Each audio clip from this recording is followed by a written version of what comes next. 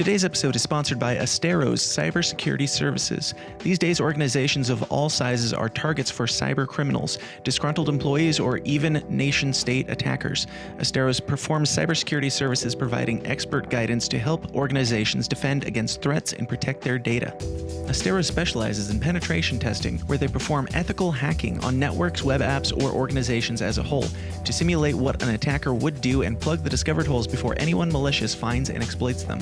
Asteros also specializes in vulnerability management, security awareness training, phishing simulations, cloud security audits, compliance readiness assessments, and much more. As technology expands, it becomes easier and easier to run a business, but if your security is not growing along with your company, then you're going to run into problems. If you don't personally have a company of your own, definitely pass this information along to someone who does, because for a limited time, Asteros is offering companies an attack surface audit completely free. Let Asteros discover potential entry points to your network and how susceptible your company or organization is to cyber attacks. To learn more and to take advantage of this essential offer, just go to asteros.com/free. That's Asteros, ASTEROS.com/free. I asked for strength, and God gave me difficulties to make me strong. I asked for wisdom, and God gave me problems to solve. I asked for courage, and God gave me dangers to overcome. I asked for love, and God gave me troubled people to help. My prayers were answered. Ladies, gentlemen, wow, that switched over much faster than I was expecting. Much less dramatic. Ladies and gentlemen, welcome back to the least comfortable show on the web. It's The System Is Down, where we talk about the stuff, where we lob Molotov cocktails at the king, figuratively. Not literally, but figuratively. Molotov cocktails at the king. Sometimes it's the establishment king, sometimes it's the Tiger King, and sometimes, either way, we build unity here. That's what we're all about. Love, inclusion, and unity, and discomfort, and conspiracies, and politics, and just dirtiness. We're going to do the thing again today, and we're going to have some fun with it. It's a beautiful, sunshiny day. With the sun rains down some white pills, perhaps. Let's find out together. But go out and share the show with your friends. Let's get rolling, and let's get weird. All I ask is, if we have to give these bastards our lives, we give them hell before we do! The tragedy of our day is the climate of fear in which we live. Talking about the Salomon Brothers building collapsing. I would ask the congressman to withdraw that comment and tell us that he really means that.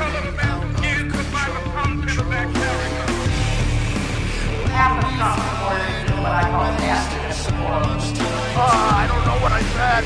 I did not have sexual relations with that woman. The Bible commands that certain people be put to death. Thieves or possesses weapons of mass destruction. 9/11 attacks were carried out by Al-Qaeda. Handle the truth. I remember that with that smoke! We are still here! We have to say yes to social justice.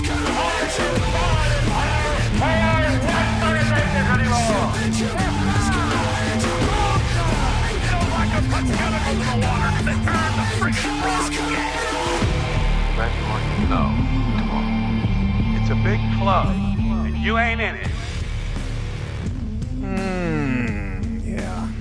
Yes, it is one of those things, and you are not one of those members, but you're one of these members. Here in The System Is Down, the party where we celebrate the hump days, and we talk about all the things going on in the world, and the music is much too loud for me to gather my thoughts.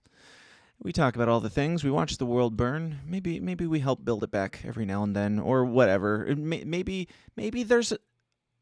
it's both sometimes. Maybe sometimes you can tear down a little and also build up. Let's find out today. But this show is brought to you in part, actually entirely, by you guys in the Downers Club, people like Grumpy Gnome, RJJC, Justin, Silas, Denise, Bonnie, Jeffers, Adam Schoit, Leanne, Kimberly, Owen, Catholic something, Mike Stone something, Lauren Carter, Vanza Media. I'm going slow because I'm like trying to pick out the ones. I know that there's certain names. There's like one or two names that I definitely skip over every time because I feel like I say the same ones every time and I definitely don't hit them all every time.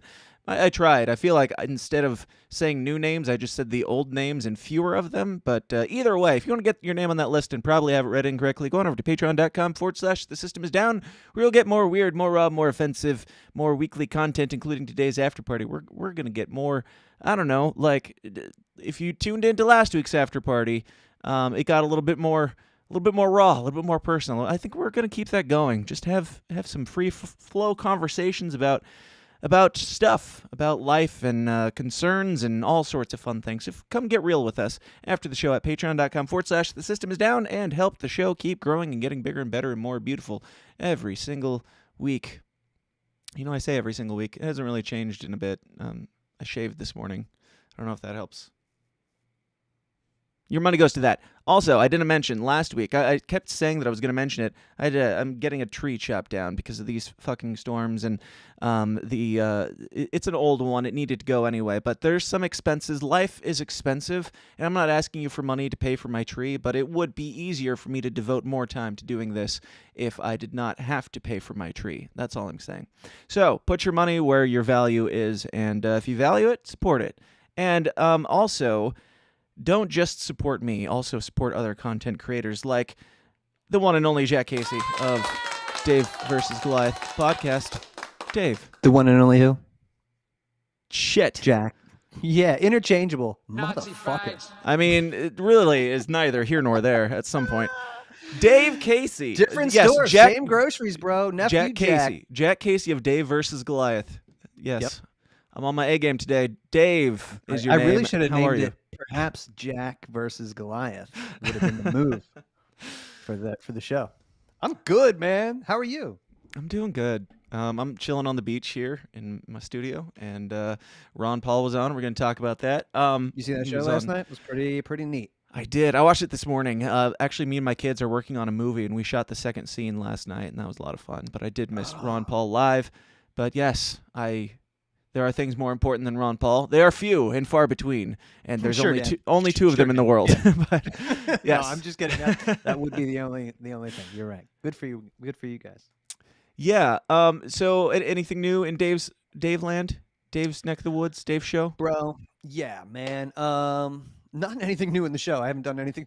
We opened the waffle stand, so that's what I've been doing for the That's past right. couple of weeks. I love the season of change, man. Easter season. That's what the egg and the bunny, right? All about that. I think so. The rebirth and everything. I don't Some know. sort of zombie has worked in there sometimes. Cross cultures are usually Yes. about this season. They tell similar stories.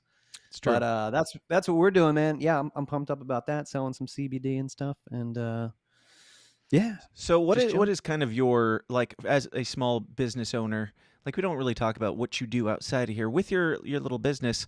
I don't mean that. I've been there. It's small. It's a small operation. hobby over there. I realized this came out that it was like my mom saying your little band.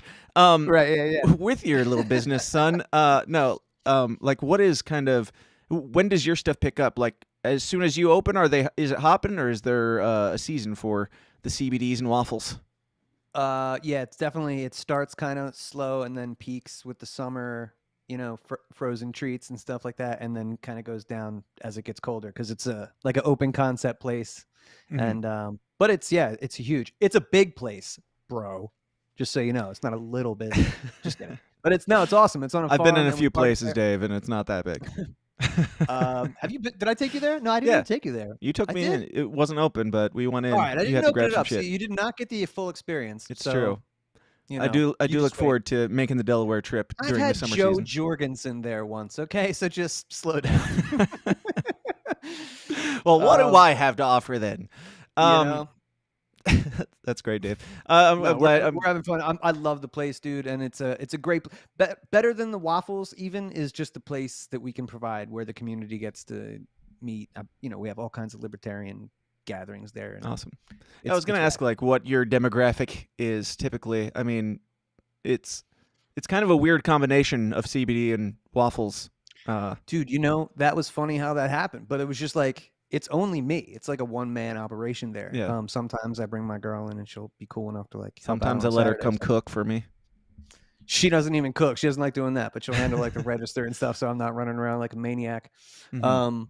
But I love it. It's cool. It's on like a historic farm, so I feel like I'm kind of like a steward of this place and providing like a service while doing my own thing. And yeah, dude, it is kind of a weird thing. When I opened it up, I kind of felt like I had to be like, okay, this is just this place and I should like be polite and sell old lady things and like, but instead I kind of turned it into like Pee-wee's Playhouse. It's like my personality really comes out. Kind of like this show. It does. I don't know how to describe it. It's taken many iterations over the years, but it's really just however the fuck I feel right now. And I respect that when people find ways to monetize just their personalities and their uniqueness, for sure. It's rad, dude. Yeah, if anybody's in Delaware, swing by Wheelie's Farm Stand Cafe, or you can go to wheeliespharmacy.com. It's pharmacy with an F, and buy some of my CBD. That'd be great. I like how when you said pharmacy, you took off the sunglasses and put on the I have to keep. Now we're in business mode. That's okay, right. Use promo code DVG15 to save 15% off at checkout. Now, Dave, as was mentioned last night, the great Dr. Ron Paul Ronald, I believe he and I are tight enough now that I can call him on the first name unabbreviated basis. But Ronald was on the Timcast last night. You watched it, and I'm pretty sure I probably watched Timcast more frequently than you. So Tim got you in with a guest. How'd you feel it went? Give me all your thoughts. Sharon and CD were like, Dave's going to rave about this today, I bet. And I was like, he has free reign to rave about this as much as he wants. I missed the first Ron Paul revolution, so it doesn't mean quite as much to me, but it still means a lot to me. But I want to hear your thoughts, man.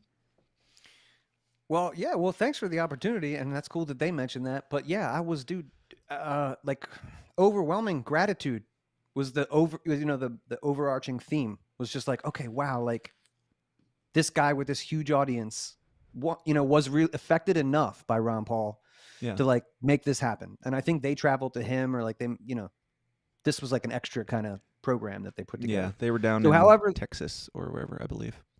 Yeah, which is weird because I saw Ron Paul by the plane, which is maybe he flew somewhere in Texas or something like that. I don't know. Or maybe they were just faking people out on Twitter. But no, man, that was really really great. It's quite possible they flew him in even in Texas. I mean, depending on where they're located. It's a big ass day, right? Yeah. One of the coolest things I thought was seeing Luke Rudkowski, like OG of the Truth Liberty movement. I know he's interviewed him before on occasion. I don't know how many times, but like in this long format, like where Luke is less of like I don't know, he's come a long way. So to see him like kind of like as, I wouldn't say a peer, but like, I don't know, to see like, this is like, yeah, like really, he had a seat at the table. He earned it. You could tell he's been in the game for a while. It just made me think, dude, I was like, and this is like, you can get emotional thinking about this, but like, I've been focused on this shit for a long time. Right. Like my whole adult life, Yeah. Mike Heiss and I have been talking about this too, like lately, sometimes to my detriment, because life requires balance and shit. And I'm not the best at that, organizing. But I feel you, dog. Like this is definitely, like a labor of love, and we do it because we care. You know what I mean? That's just a common thread. I think Tim cares. He's not, a ANCAP libertarian or whatever, but he like, that's his baseline.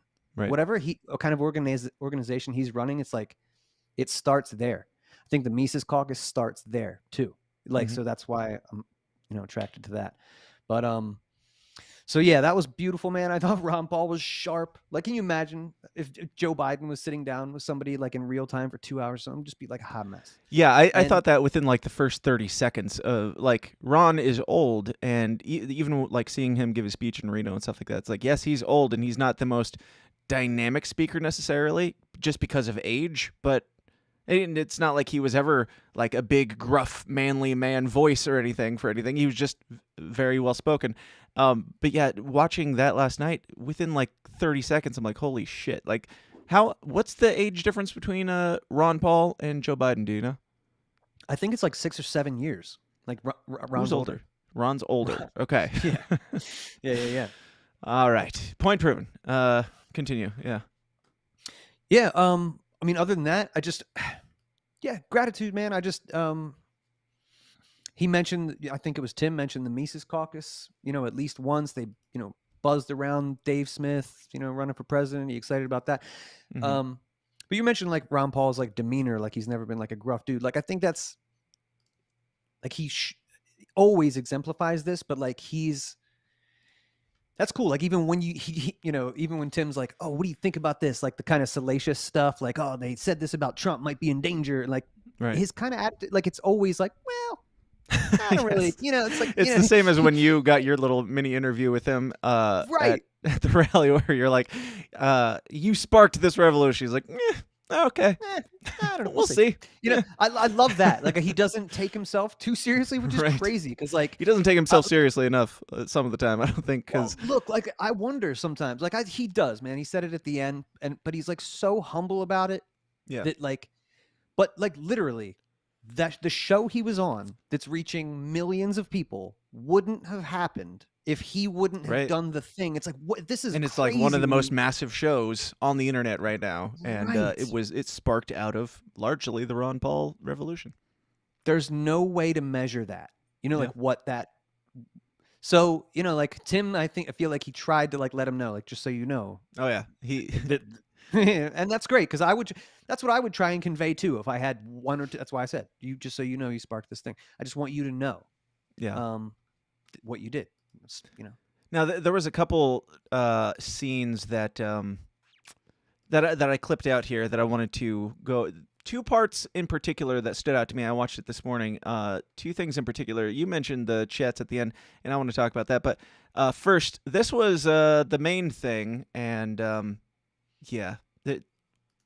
But the real lies are being told, and that is our big problem. But I do believe there has been a coup, and it's been taken over. And if I want to just put the date in my mind. And anybody could pick probably any date in the last 100 years. But I have picked November 22nd, 1963. What happened on that day? That was the day Kennedy was murdered by our government.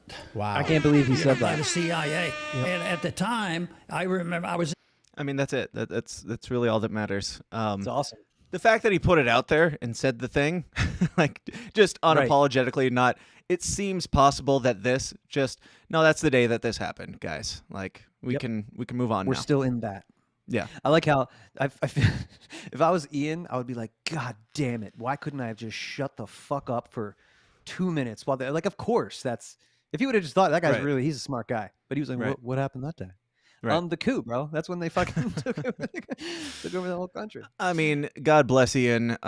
He's a character and he's a little dense, but I like him. It is nice. It is, I like him as a guy, certainly. It is nice to have him on that show sometimes to be just the voice of not necessarily the common person, but the person that doesn't think like the rest of the people on the panel, at least. Yeah. And even when he throws out stupid points, it's like some people think stupid points. Like, have the conversation. Okay.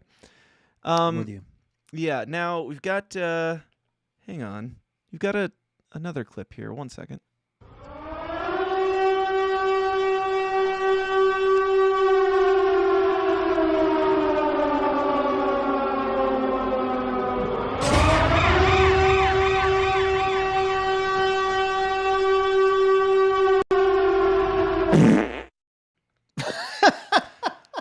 Oh, it's Jack of Jack versus Goliath. It's Jack Casey. Hey, Dave Casey here. How's it going? I did not mean to kick Dave out.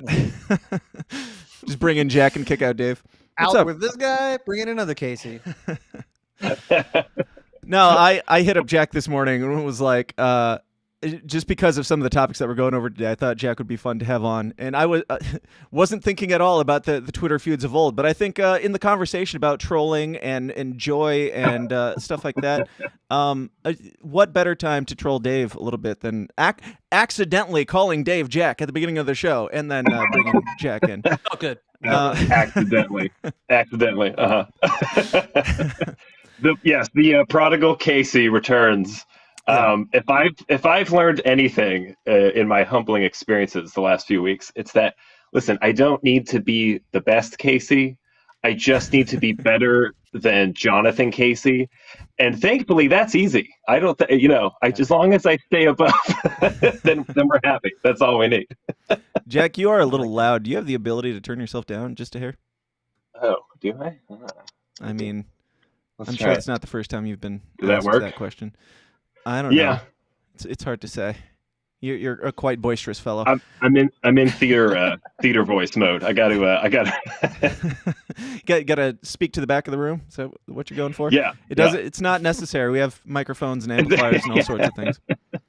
Everyone listening is very far away. I have to yell so they can hear me. That's Yeah. We are not here to talk about old things necessarily. Water under the Rainbow Gate Bridge. We're now. I think it will. I think it is interesting. It could play a little bit into some of the conversation that we have later, just on some points. But we're going to set that aside for now, and talk about. Jack, did you watch the Ron Paul on Timcast last night? I've been catching clips and highlights. Yeah, I've been meaning to watch the whole thing in full when I get a chance. But every clip I've seen so far, same. I missed maybe the last few minutes of what y'all were talking about. But yeah, same where every time I see one, I'm like, awesome. Yes, he's still got it. He's nailing it. the message is getting out. And that's awesome. That also, even at his age, he can still do it. Absolutely. Also, Dave, I did just want to point out, after the birthday scenario, y'all are entitled to a troll whenever and any time that I feel like doing it. So deal with it. So we are going to talk about this other clip. So with the Ron Paul thing, it was all great. It wasn't all like spicy drops of like conspiracy nuggets like that was, but thank God, thank God he put it out there just on that one. Dave, I wasn't paying that close attention to it. I was doing some other things while I had it playing. Were there any other highlights? I'm going to talk about the end just a little bit, but were there any other highlights that you wanted to point out? I don't think like specific stuff.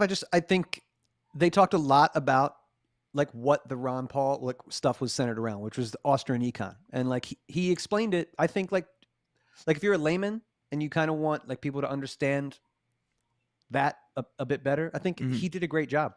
So I don't know. Yeah, go watch that. I'm gonna be watching it again all the way through. But now take a note.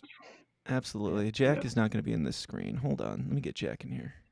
There. Oh, thank you. It's at least 30% worse now. All right, let's this. So I posted in the docket for today. I was like, Ron Paul still got it for the most part, and sometimes it.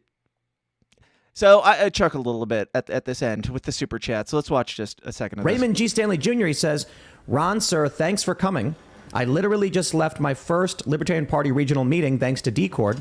These folks are legit. 4 are running for local office. Others doing work. I was quite impressed, sir. You're about to get up? Or you in the bathroom? Was that a question directed? No, just someone was just saying that he's pulling a Kanye. He's pissed off. One of our audience members saying that the Libertarian Party is legit, and they thank you for coming. Wonderful. Oh yeah, if you got to. Well, I have to pee, so. What the schedule is like. We got about 30 minutes. We're gonna do super chats with the audience. Okay. Audience questions. I'm going. Yeah. Hop on out. No problem. We'll read some super chats take a piss. Tell me what a super chat is when I get back. Tim goes on to like read off other super chats, and it's like these people just praising the ground this man walks on. He's like, I'm going to be in the shitter. Are we done here? Like, when do we stop? What's going on? Like, how much longer is this? I thought it was. I laughed pretty hard at it, but I thought it was quite charming. Like, not in a negative way, because like, I mean, he's an old guy. He doesn't know what super chats are. He has no reason to care about any of this stuff. But he's just like, hey, I gotta pee, guys. And he's just like, while Tim is like bloviating about how amazing Ron is, he's just like chilling. Like, oh, you were talking to me? Me? I'm the guy that you were just praising. Like, I mean, there's a certain level of humility to it too, of just. That he doesn't assume that the people in the chats the millions of people in the chats who came there to see Ron Paul would, of course, the first thing they would be doing is praising Ron Paul. And he's just like, what are we talking about? That was great. Yes. That's pretty much all I had for the Ron Paul stuff. He's still got it as far as it matters. And he can take a pee break whenever he so chooses, in my book. And now with AI, we can just have, an eternal Ron Paul AI, I'm sure, at some point, who can just keep the message going for many years after. Yeah, absolutely. Now, moving on to other things. From trendingpoliticsnews.com, so you know it's legit. We've got this coming in. Dave, last week, you said that you informed me that Kennedy Jr. was talking about running for the Democratic ticket. Now we've got people. Right. That was news to me at the time. I hadn't heard that yet. But a week later, now we've got Roger Stone calling for a Trump-Kennedy ticket as a uniparty ticket, or as they would call it, a bipartisan ticket. But do you think that? I mean, just what do you guys think? Is there something to this? There's a part of me that wants to think there could be, but there's also another part of me that's like, well, this will just, I don't know. There definitely can't be anything to this, because one of them wrote a book called The Real Anthony Fauci. Right. And it's about Anthony Fauci and how he's a fucking demon, right? And how he poisoned millions of people. And the other guy kept Anthony Fauci on through the entire Operation Warp Speed. Right. And beyond. So paid Anthony Fauci to lock us in our homes. Yes. I would say that wouldn't work. Plus, I don't think, just from a branding perspective and from a family legacy perspective, that he would do that to the Kennedy name.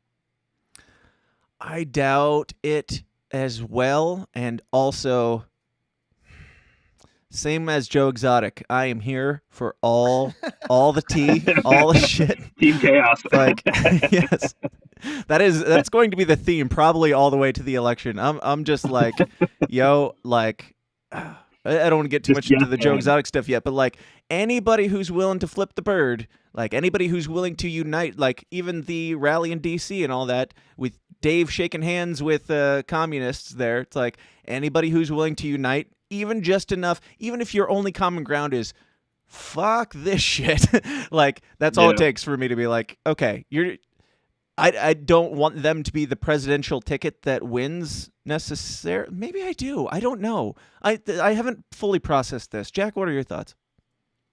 Wasn't part of QAnon supposed to be that JFK was going to come back from the dead, or was like in hiding and going to reemerge with Trump or something like that? There was something with the Kennedys and Trump in QAnon, I believe. So this is funny because this is as close to that coming true as that's going to get if that happens.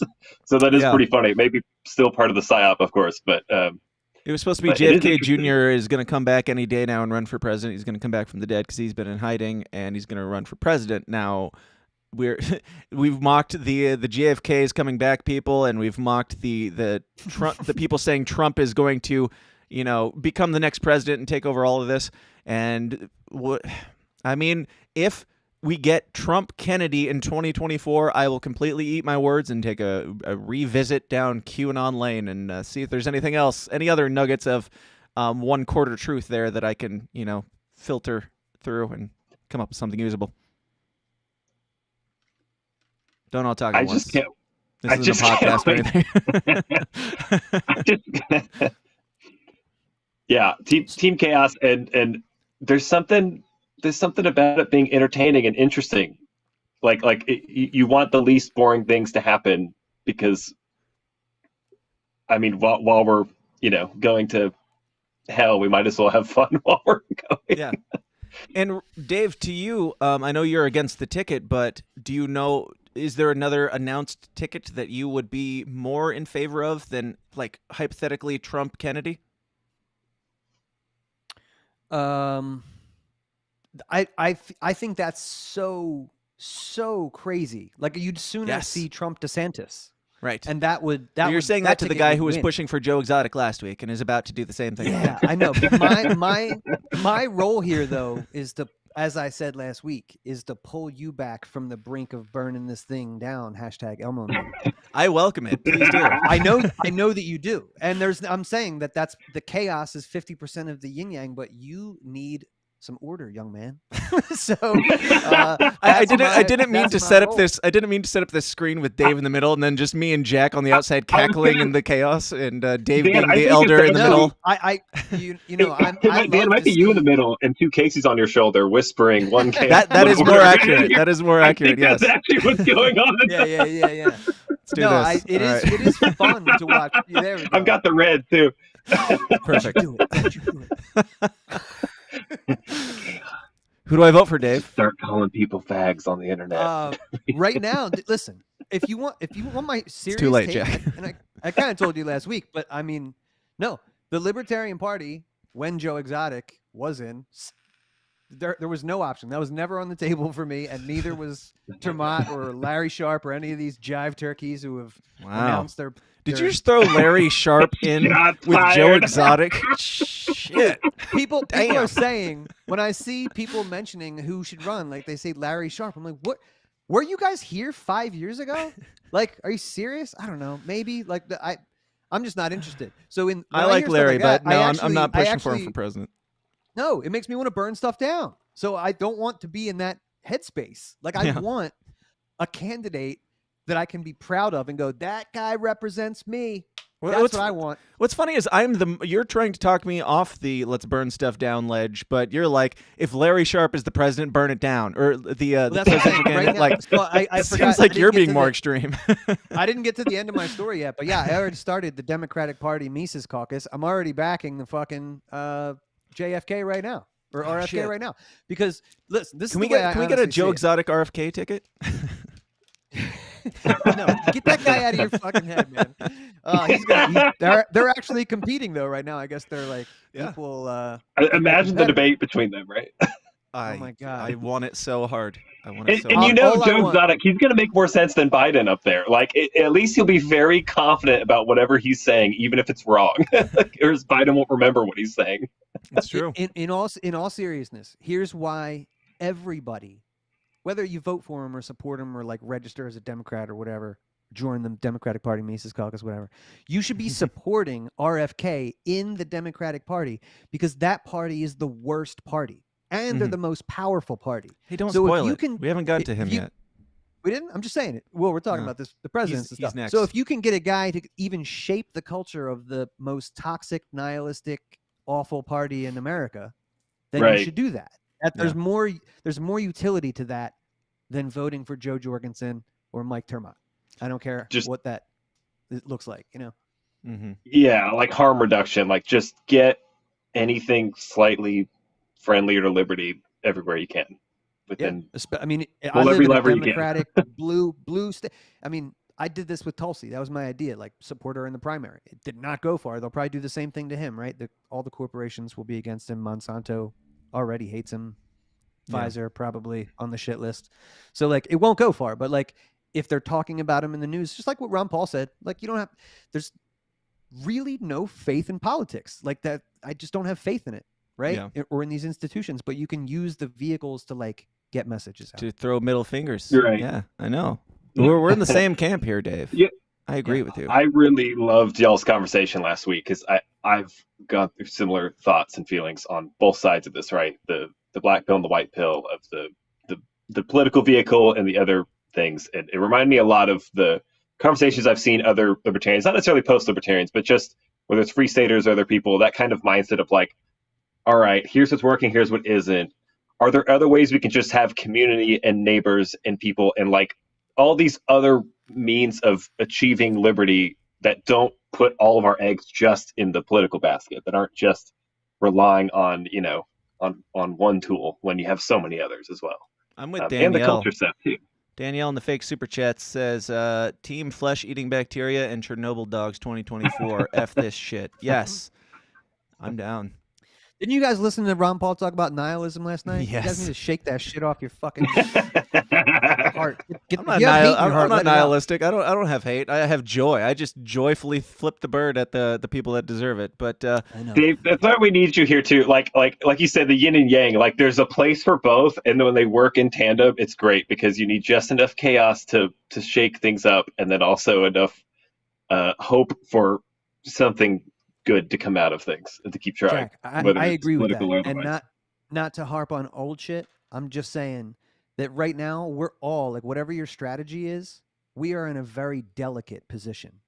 So regardless if you think that we got to decentralize everything or we all have to localize over here, or maybe we should utilize a political party or all this shit, like it's the liberty movement, right? So when we maybe recklessly, I would say, just go on the internet. Save it. Let's talk about that in a minute. That's a good that's precursor. That's a precursor because we're going to get into a little bit of that. I love you. We're still friends. I'm just saying. Yes, we're going to talk about Joe Exotic and him switching to Democrats and other gay things. For yelling, Jack. other gay things, but first we got to talk about different gay Democrats like Jack Casey. Today's show is sponsored by libertarian conspiratorial fantasy author Jack Casey. Whether you're looking for a 3-book fantasy sci-fi epic of love, death, and dystopian civil war like the Royal Green series, or just looking for a quick, dark, comedic, cultural commentary tale about a transsexual slayer of COVID regime vampires, like his latest book, WVW, Jack Casey Books will keep you adequately entertained and pondering the universe to your weird little heart's content. He's the Ayn Rand meets Stephanie Meyer meets somebody who actually writes entertaining books with his own unique little downer-esque flair. Find out more about Jack Casey Books at the aptly named jackcaseybooks.com. Once again, that is jackcaseybooks.com. We live in a new age, and it's time for us to upgrade our tinfoil hats. Operation Tinfoil is a freedom-focused small business and trusted sponsor of this show. Their super comfortable new line of beanies and baseball caps will not only crown your skull in style, but each of these dome defenders is lined with a silver mesh that blocks up to 99% of EMF radiation from cell phone towers, Wi-Fi, Bluetooth, and yes, even 5G. We don't know what EMF radiation does to the brain long term, but neither do they, so don't be their guinea pig and don't wait around to find out. Get your stylish tinfoil hat of the future today at gettinfoil.com. Use the promo code SYSTEM for $10 off your order. Again, that's gettinfoil.com. Use the promo code SYSTEM for $10 off your order. And we're back. Thank you for the applause. I appreciate it. And hold them while I read this next chat, because Andrew Rain says, is it true what the Alabama Mises Caucus said that Dan is running for president? I don't know if they speak truth or they don't. All I know, I didn't even know they posted that. You would have to ask them, because clearly they have knowledge that I don't possess. Talk to them. Ask them. Why are you asking me? Anyway, back to what we were talking about. So I did think it was an interesting tie into some of this Joe Exotic stuff, because I've been friendly trolling people for a while, and I do troll, and I think that there's a level of the troll that is worth doing, and there's tremendous value with the tools that we have on the internet today, like Twitter and such. And I also I trolled Joe Exotic to the point of him sliding into my DMs and being pissed off that I called him a coward. And that was a week ago. And then as of yesterday, I was still trolling him to the best of my ability.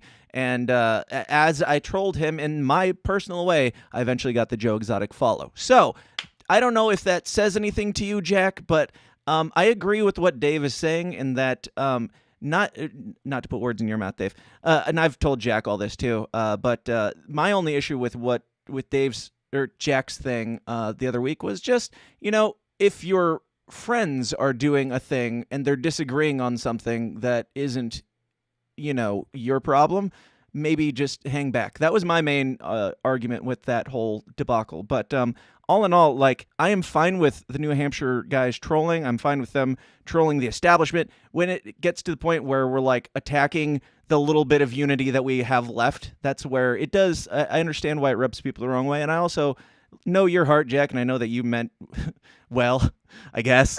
And yeah, we don't have to discuss this for too long, but I do think it ties well into this, and just maybe encouraging people to, take better targets and choose better targets for their troll. And you've got an autistic level of ability to troll people, and I have no problem with you calling George J.R.R. Martin or whatever his name is. George R. R. Martin? I don't know. The fat guy. Call him the fat bitch. Yeah, I have no problem with that. I have no problem with that. Yeah.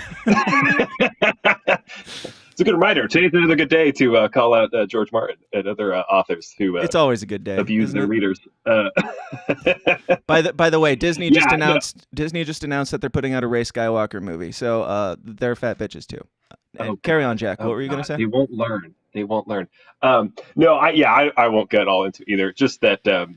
Yeah, well, like I originally said at the beginning, look, there's very fine retards on both sides. There's always a lot of, I think the saddest thing is when you, in any of these libertarian squabbles, when you see good faith people on both sides who both feel wronged, and they're both trying to right wrongs, and they're trying to hold each other accountable. And, this stuff the other week, that was a whole other issue going on. It wasn't really related necessarily to previous with all that stuff. like messaging all that. There was other stuff going on that I decided, I reached a point where I was like, listen, I have stepped in. I've threatened to put on a wig and peg people. I've called people fags left and right on both sides of it. I'm stepping out of it. I'm going to let you all have peace talks and negotiate on your own now. My work here is done, and I don't know if I helped, but I've showed up and I said things to see if I could get people to talk to each other again, because I think some negotiations are broken down. So, but yeah, I think about it, and I am happiest when I am just like having fun with Twitter. And if I am going to poke at people, it's meant to be, it's when it's kind of poke at the with fake a wink people and whatnot. Poke at the fake people. Yeah. Like Joe. No, I know, dude. Really quick, I know that Twitter is fun, and Mike and I will talk, and I tell him, yo, you got to respect Twitter, and he'll tell Twitter's not real life. So maybe somewhere in there is the truth. It's at least 50% real life, though. Right, but I guess my overarching theme for this, and like the way I was viewing it, is that like the Free State is fucking awesome, dude. I know those guys. I've hugged those guys. I like them. Nolan, Eric, Reed. Like these are Carl. These are cool people who I hugged them all in Reno. So I have nothing against these people. I know there's there's an argument, and by the way, the first time I called Mike, I was like, "Yo, did Jeff fuck up?" He goes, "Yes." Like just so you know, like he wasn't, he wasn't trying to like hide anything. So like but like the Mises Caucus is really delicate, dude. And to anybody who's watching this too, because like this is just a kind of theme right now, like within the party, within the caucus, maybe it's like off political season year. I don't know what it is, but like once shit's not exciting anymore, like once Nick Sarwark has been slayed, all of a sudden, dude, the room gets pretty empty. And for somebody like me, dude, not to suck my own dick, but I do a lot of fucking work in this shit. And the work that I do doesn't even come close to like what Mike does. And I'm sure like Jeremy Kaufman, they got some brilliant people working out there too. But when I just see people on Twitter going, you know what? I'm bored with it. It wasn't. And I'm not just talking about you, dude. This is like a common theme. Like people that kind of just like to be around while shit. I'm just in it. Ron Paul called them sunshine patriots. You're in it while it's fucking fun and it's like all the shit's going down. And then once it gets to like actual work, like people just kind of dissipate, dude.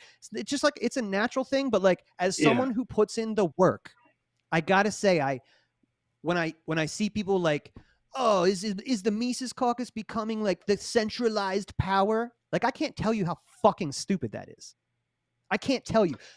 You'd be hard pressed to name all through New Hampshire, all throughout the United States, a libertarian organizer more dedicated, smarter, and just a better human being than Mike Heiss.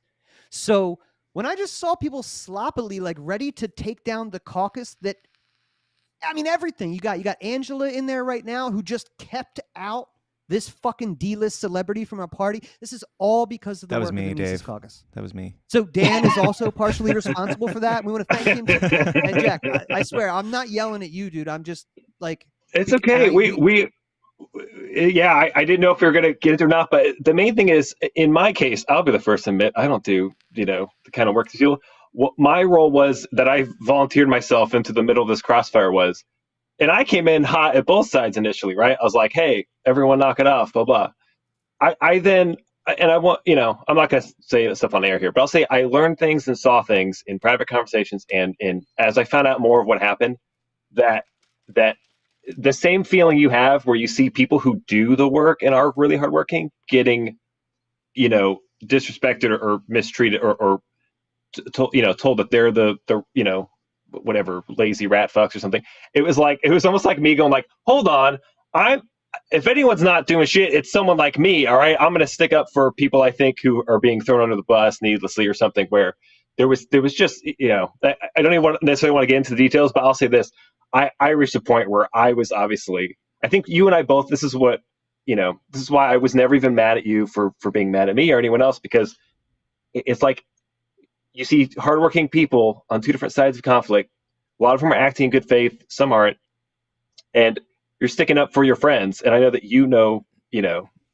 people on your side better than I do. And there's people I But it knew really New wasn't Hampshire. about my social. It really, I promise, man, it wasn't about my preferred social group. And Mike is like I know him very well. I was at his wedding, right? Like Not like a bias, but more like those are the people you knew from a reference point of like. I felt like between like the power of the Free State Project and the power of the New Hampshire Libertarian Party, that they were using their power to discredit like the whole thing. It felt like that, dude. And I, like anybody who was just kind of chiming in on that, I was just like, wow, like this Reno shit just happened. I was really taken back, man. I'll say this. We can't get further into it or not, but I'll say this. Some things happened that pushed some people who were total loyal meatcocks to that point. And it wasn't, I think that what made it public, I know it seems like people like me or others were the ones who dragged it into the public sphere. It was actually the other side that made some things public that were being talked about privately. And there was some dishonesty going on there that was called out, rightfully so. And that's what pushed, and that's what sucked, like you said, where you have meatcocks who were donating thousands of dollars, doing the work, showing up, like actual like good libertarians doing shit, who were then, felt like they were getting wronged or whatever. All this stuff happened where stuff that was being handled privately got dragged into the public by Jeff, essentially. Mm-hmm. And then, so once things were going public, they're like, well, now our name's getting smeared. Now we have to talk about it. That's why Carlin and others jumped in and like, she didn't just jump in though. She made like 8 podcasts about that. I just want to point out that this was not the agenda for today, but I'm here for it. Sorry. I mean, guys, we're family. We're gathered around the Thanksgiving dinner table. This can end whenever you guys want it to, but I'll say this. I had a conversation with Mike Heist too. I had a conversation with other people involved on this side, and I reached a point where I was like, all right, I've got my opinions on who's more on the right or wrong here. I made those opinions known, but then I stepped out, and my goal, going forward was like, I'm going to now stay out chill of it. the fuck out a bit. Look, I was like, I've said my piece. They can now re-talk if they want and see if they can work that out, and whether it succeeds or fails.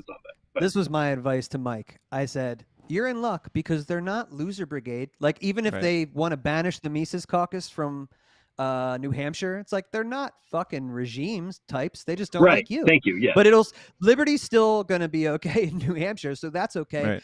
However, I did give him a Captain retrospect as well, and I was like, yo, man, most of those tweets were probably coming out of the state party's account, not Mises Caucus.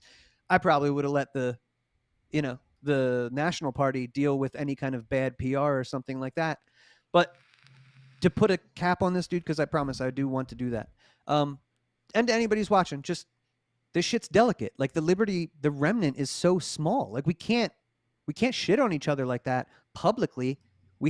Everybody's so connected. We can get people on the horn, even when people fuck up, because it looks like some meatcocks fucked up, bro. Like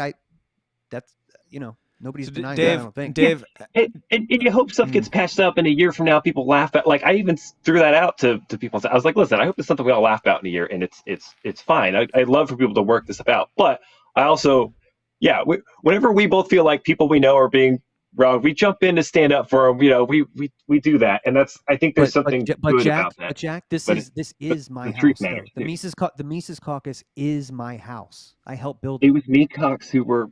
So you fellow meatcocks who were like, hey, bro, you were a spectator though. You're not part of the Free State Project, and you were not building the Mises Caucus. So I would ask anybody who's a spectator, like, reach out and don't just yell on the internet, dude. Like, have some skin in the game. I'll say this. I won't reveal. Again, it's like you said, people are having private talks and stuff. Yeah, I only got involved at the point where I thought it might be helpful to. If anything, now that's kind of Carlin couldn't have been the vocal mouth. She could have been the mouthpiece by herself. Just her. She could have done it. That would have been enough. Oh yeah, no, all I did really was help kind of, highlight what she was bringing attention to stuff. But I love you. No, it's sad, man. The whole it's okay. No, honestly, I think about it and it just makes me more sad because I know I share that feeling of like, all right, I see a bunch of really good libertarians. They're each trying to do their own thing. And whenever one side or the other, wrongs the other side, you'd rather that all be handled between them. And so, I'm at a point where I'm like, all right, I'm stepping back. I'm letting them do it. my initial involvement was to very sillily chastise both sides, be like, "Hey, you guys, get along! Haha! I'm gonna come take you with my cape." I would also like to interject and point out, Jack does have some skin in the game because he is to my knowledge, the only person who writes tranny fanfic that is Mises Caucus-centric. And first of all, do you know how many libertarian writer or podcasters it takes to make one libertarian author? It's dozens. So yeah, dude, you are a diamond in the rough. I'm not taking anything away from your libertarian contributions. Like, that is very special. And we are on the same team. But I kind of mean that about like actual skin in the Free State game. Right.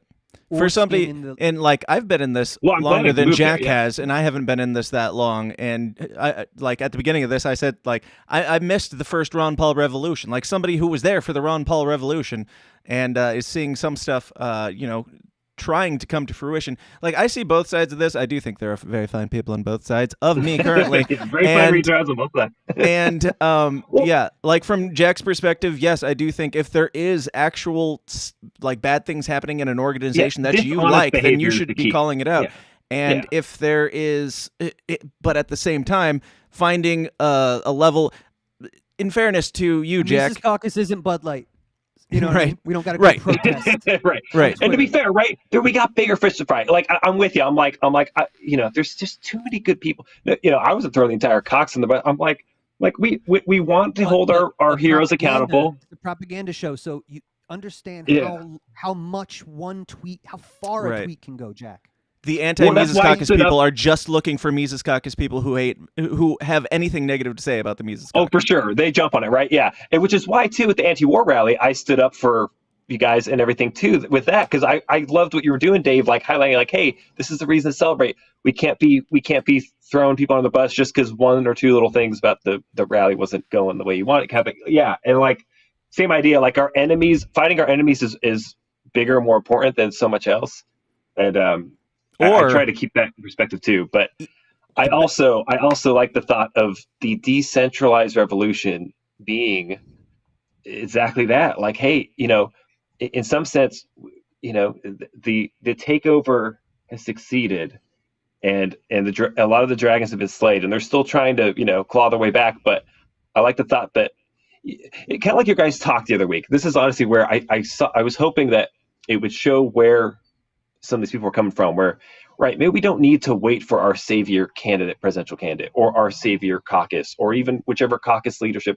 And this is what made me kind of back out of the situation. I thought, maybe we don't have to necessarily worry about, okay, this person, that person accountable, if the people who are going to empower ourselves to be more free is us, like, at the state level, the local level, the individual level, really. And like, but if there's anybody else who wants to help, I'm open. Jack, have you read the Decentralized Revolution Manifesto?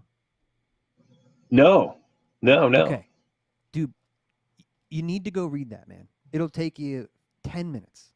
All right. Sure. Read that. Yeah, that's good. And you'll know, because nobody's waiting for a presidential candidate to come save them. The part of the 2012 Ron Paul Revolution was the lesson that is never ever going to happen. He just repeated the line last night, but in case it needed the refresher. But dude, trust me, and trust the crafters of this manifesto. No one is waiting for a presidential candidate. That's just what people on Twitter do, is wait for the fun stuff to talk about, man. Right. I'm telling you, this is not the real work. And the Mises Caucus is not the Libertarian Party, though. I think our culture, and I think that this long-term, like generational plan might take hold if different affiliates like it. But like, the Mises Caucus, dude, can be any people who still think, I can't believe it, I've been fucking with these guys for like 5 years. If you're still thinking, oh, these guys think, and I'm not talking about you. Oh, you're looking for a political solution. It's like, no, man. The Mises Caucus is the liberty lobby. Like, we can just make propaganda. We can just create culture. We can do whatever. It's like your canvas. Whatever your Mises Caucus, where you live at, can coalition with anybody. You can go anywhere. You can have as little bureaucracy to, Robert's rules don't exist in the Mises Caucus. You just do shit. Action. Mm-hmm. You know what I mean? Yeah. So this is not the strategy. Yeah, I love the whole thing. I've loved the whole, I've been on team I've been on the team the whole for I know. 2 It's years just, now. yeah, it's not. I'm not in it for the politics, bro. I'm getting ready to. Nor am I even resign necessarily from the out of the political team. part. Yeah. It's more like a specific incident happened. There's some details I won't say publicly. Let's say private conversations made me have some thoughts, opinions on what happened there. We're trying to stick up for our people we think are doing good work, and also I believe in people making up for mistakes and making things right. And I wanted to, and after drawing attention more to some of the stuff again, I wanted to give both sides a chance to make right with each other or figure it out. So I'm at the point where I have stepped out, like you've probably wanted. Whether or not I should have been, jumping in at all is a whole other question. Live your life, bro. I live your life. Don't do anything. Don't give. Do your thing. but also like you said, I know that my true calling has been my creative stuff, my writing, like affecting the culture, right? That's my individual decentralized revolution of like, I'm going to do the thing I know I'm best at and feel really good about, which is writing books that change the culture, that kind of encourage us, and I wrote, this series that's basically like simping for the Mises Caucus Hards, in various ways. I was looking for some of your gayest points in here. I was going to say, like I've basically been, and that's kind of what I want to keep doing is be the bard who's boosting the morale of the troops. So it definitely pained me to have to cross swords with certain people at certain points recently. Because it's one of those things where even if either side feels like they're the one in the right on an issue, there's a point where there's enough kind of blood spilled where you're just sad about it. And you're like, even if I think I'm right on this one thing, you're just like, I'd rather my sword be soaked in ink. I'd rather have it writing books that are so unifying in their entertainment and in value in that sense that, we can get all these people who. But look, I'm like, I want the Mises Caucus to succeed. I want the takeover and everything we've been doing to succeed and keep growing what we're doing. And I also want the Free Staters in New Hampshire to like do their thing and keep going and not let anyone, interfere with what they're doing either. And I want that to keep spreading. I'm like, keep decentralizing, keep everyone, keep it going. And there might be some fallouts or disagreements. That's okay. Maybe that's okay in the end if there's some peaceful divorces here or there, and it's just part of stubborn libertarians doing their thing. Can we all just move on? They're turning on you, dude. Yeah, I've got Dan's reading books. I'm reading books. Joey Two Guns in the chat says, "Can we move on now, please?" I think point taken. No, I do think it's important to have the iron sharpens iron conversations on the Twitter sometimes within reason. I have things that I could say, but it doesn't matter. But more importantly, having these iron sharpens iron conversations in real life, or at least face to face, where we can hear each other out and know that everybody means well, at least in this sphere. And I respect you both. I think if there's anything that we can all unite on, it's that we need to bring down the system, and the best way to do that is by sending Joe Exotic to the Democratic Party, which is exactly what I'm taking credit for having done this week, whether it is true or not, and it is not true, but I did it. Thank you, guys. So, yes, Joe Exotic posted that he's joining the Democrats to fight like hell for every child in America. It's time for a goddamn revolution. And Joe Exotic's going to be the leader, apparently. And I'm leading the charge. Hashtag Joe Exotic, hashtag Democrat, at Joe Biden, hashtag presidential, hashtag presidential. It's like a Donald Trump hashtag there. Very presidential. This tweet was great. Hashtag revolution, hashtag fix this shit, hashtag Tiger King, hashtag Joe Exotic 2024. So this boomer finally figured out how to use hashtags, thankfully, and he's going for it. He's leaving the party, and me taking credit for it is a joke. I'm sure it was mostly Angela, but I did certainly have some back and forth, so that I like to think that maybe he at least, got a little bit of a taste of how annoying we can be, and decided that Democrats would be less annoying. I don't care. Whatever his reason, I don't care. I just support Joe Exotic running for president on the Democratic Party for 2024, 100%, and I hope he wins. Please push for it. And when I say that, I don't really mean it, Dave. It's okay. But I do want him to reject nihilism. As he posted, somebody tagged me in this. I don't remember who it was. I think it might have been Benzo Barbie. Was it you? I don't remember. Seems like it was somebody like that. But somebody tagged me in something on Twitter and was like, sorry for your loss, Dan, or something like that. And I was just like, no.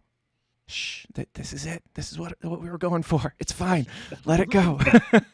I didn't want Joe Exotic to be the LP candidate.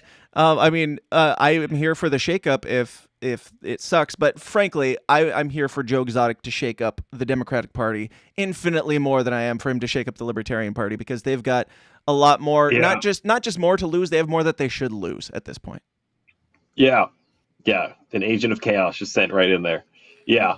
I love too, and I hope I'm not getting ahead or that you were going to highlight this, but I love too that not only the whole thing with you and him, but then Hold on. that Benzo Barbie in the chat says, fake super chat. I thought of you immediately when I saw this post. LOL, hence why I tagged you. So it was her. And apologize for you not getting to interview him. It's not off the table. I'm still saying I will do the campaign ads. I will have some fun with this. Right. I will not vote for him, but I will say that I'm going to vote for him, and I will tell everybody in the Democratic Party to vote for Joe Exotic.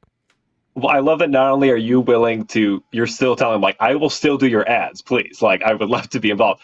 But that even Angela, despite Angela making sure he stayed out, backed you up, and Angela goes, yeah, you should though. His ads are awesome. Like, even she's like, yeah, no, you should definitely do it, but just not here.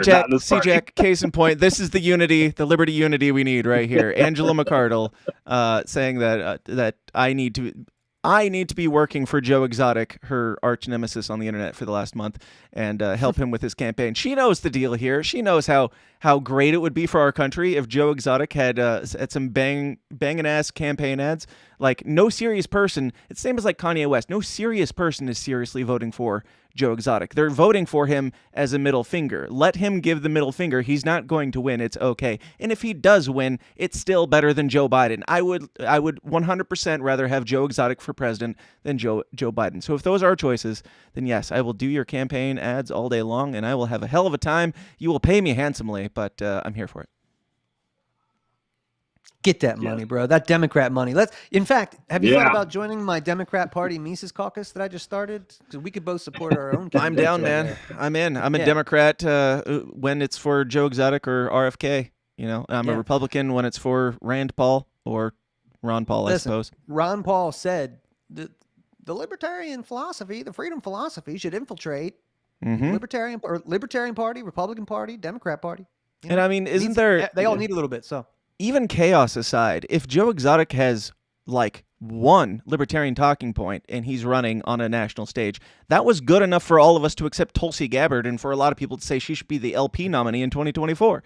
So it's like, if he gets one point out there and says a bunch of random nonsense in between, then okay.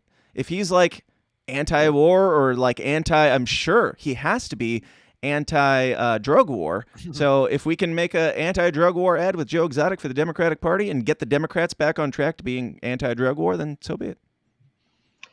Yeah. No, I think that's what the Free Staters have been doing too, is like infiltrate. I mean, that's where they succeeded, was running, libertarians under the GOP, and then they've also got some doing Democrats too. Yeah. And so the LP, GOP, Democrat, it's like whatever, hit them with everything. If anything, use the LP as like a backup weapon, so that if you don't win the primaries in the main parties, you then run an LP candidate against. Like you can use that as leverage. And yeah, it'd be great to see that work elsewhere too. That's awesome. Yeah, and I will say, Dave, I'm far less black-pilled or gray-pilled even this week than I was last week. I don't know why. Maybe it's because the sun's shining. Maybe I should bring. It's literally because of the sun. Yeah, that's what it is. It is. I got to get my palm trees back in here. I put up the fire for that last chat, but now we're talking about happy things like Joe Exotic burning it all down for us. Now, I don't know. Do you guys think that this will go anywhere? I suspect, like, when any of this type of stuff happens, I hold it with a grain of salt. Even I suspect this will be similar to Kanye West running in 2020 is when he did. Yes. Yeah, I feel like this will fizzle out no matter which party he runs on. But do you think that it's more valuable for this to make a little noise and then fizzle out, or do you? I don't know. Like, Dave, if I'm joining the Democrat Mises Caucus, who are we supporting? Who are we putting up there? Well, right now, because we all know that the presidential ticket is all that matters in this movement. My goal with the caucus is to simply make the Democratic Party a little bit less malevolent. So. And also less stupid. So I have to go with RFK right now. So is it a troll thing? Like the Recaucus? This is yes, it's the same Recalk page. Right. Which, by the way, Recalk. Go follow that on Twitter. I'm getting all my It's Twitter great. accounts back. It's I tell you, great. I have 5 Twitter accounts. I got all my burners back. So yeah, I'm getting. Is that a new blessing names or for a all those. curse? I know, man. I can't combine them. It is Yeah. kind of a. They should have that ability to mash all of your sock accounts together. It would delete some of the bots and clean up some of the mess if they just said, hey, now that you have your page back, you can combine your other ones and all your followers from those. Yep. No go. Yeah. Joe Exotic though. No, I'm still not on that. Not on that team. No matter which party. But I do want you to make ads for him. I mean, I've got some trophies over the years, but this is.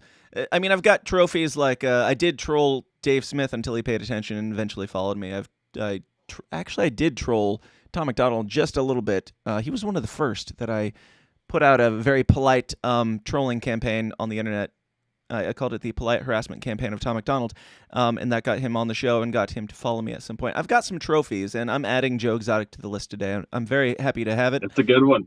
Yeah. Yeah. On that note, Joe Exotic recently received a Certificate of Achievement Award for the Walk with Ease class.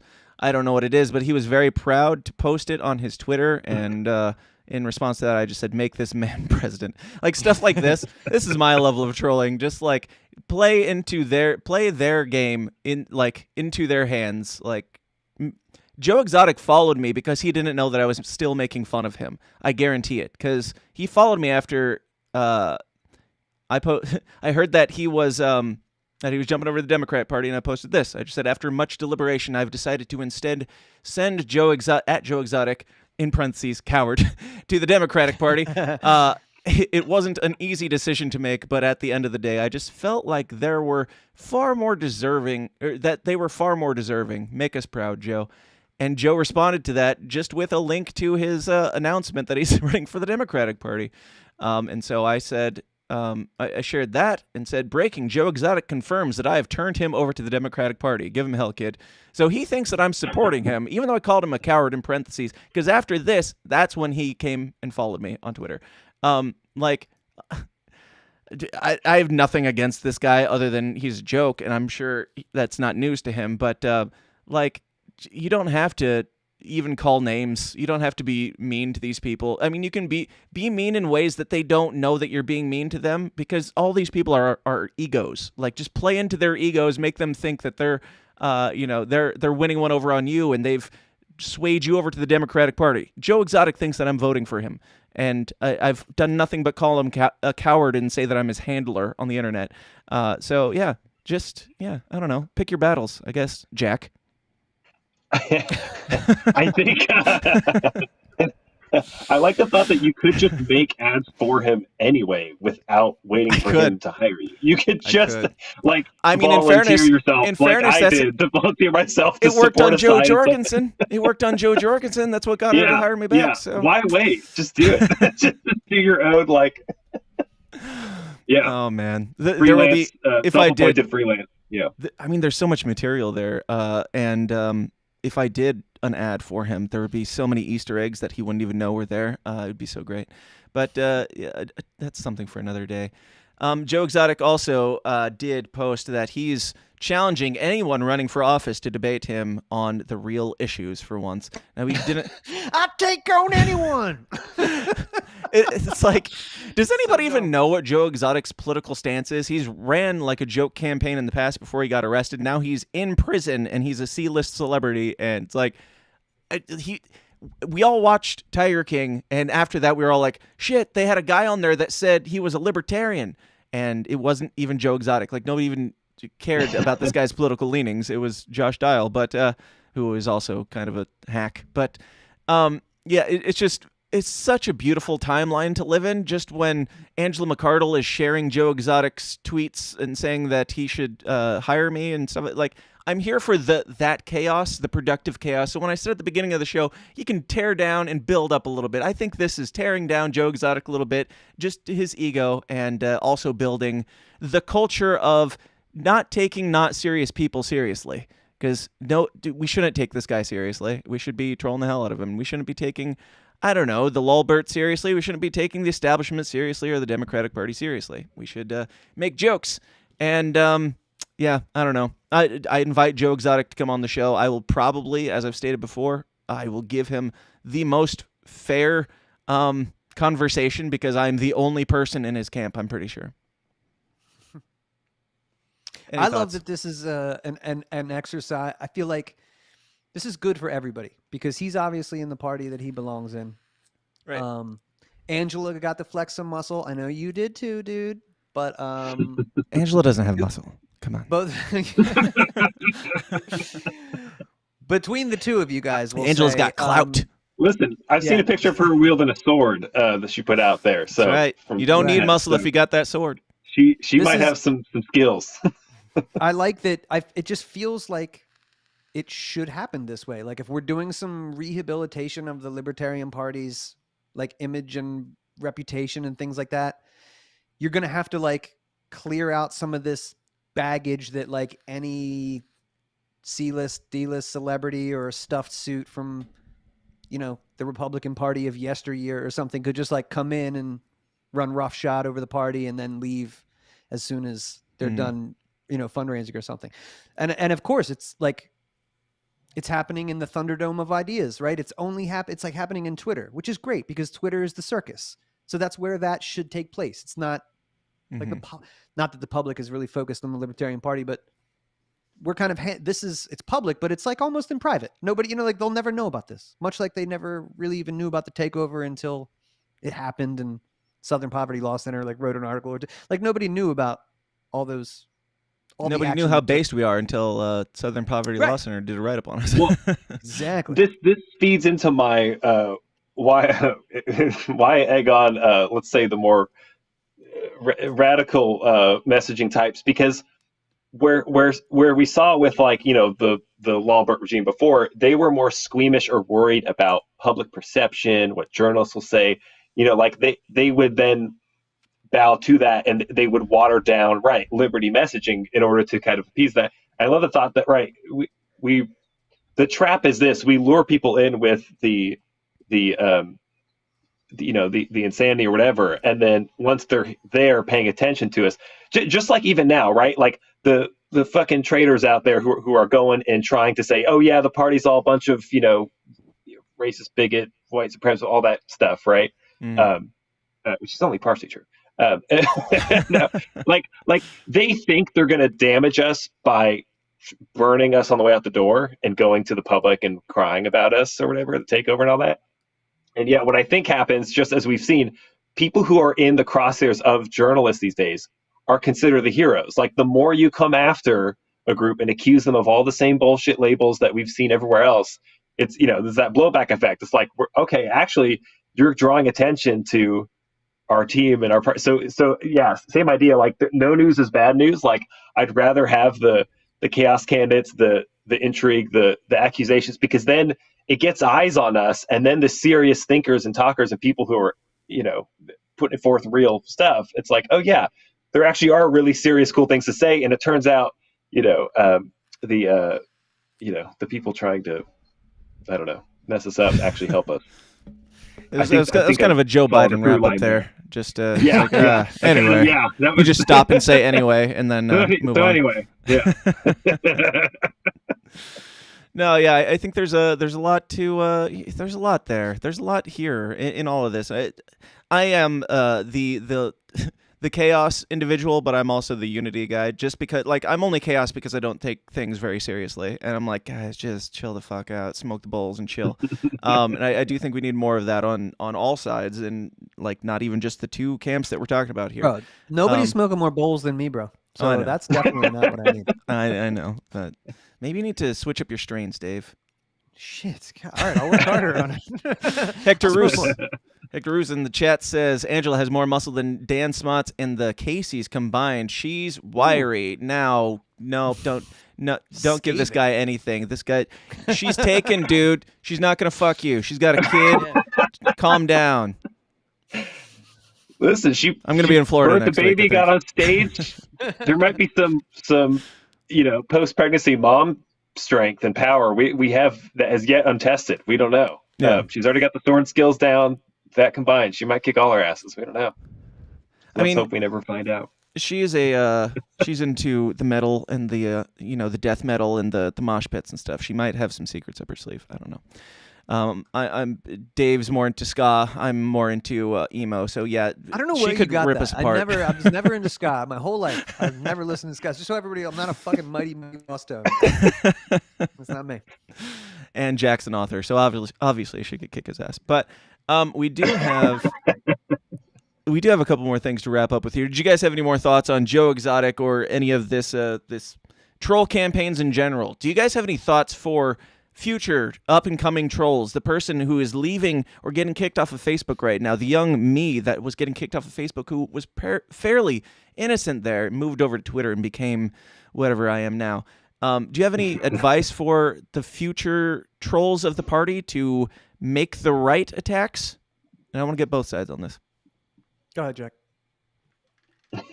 Well, I do want to thank you, Dan, for what you do, and also for making me worse, for helping me turn dark side of it. I take no credit. I take credit for anything that Jack does right, but I take no responsibility for the rest. Sure, we'll go with that. But yeah, no. At least as far as like, I love that the strengthening and the hardening of, like, I think we all had our stages of being a little softer, a little more naive, a little more new to certain things, and whether it's Twitterverse or just life happening the last few years, everything, I think it's toughened us all up, and I think that's good. And even if us getting tougher and a little meaner, sometimes we like swing at each other. Sometimes we have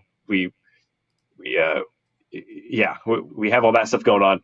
I think it's good that it makes us scrappier and tougher and more willing to do courageous things, and it's because it feels like training for what's going to come at all of us. It's like we're gonna spar with each other, and then we're gonna be better fighters when we're up against the journalists, we're up against the fucking the real enemy, and I like that thought that, like you're saying, despite our internal trolling, the chaos, the kind of out of fucks to give and willingness to get into slap fights, that when they're coming over the hills, though, that we all unify and go, all right, we're done with our, we bruise each other.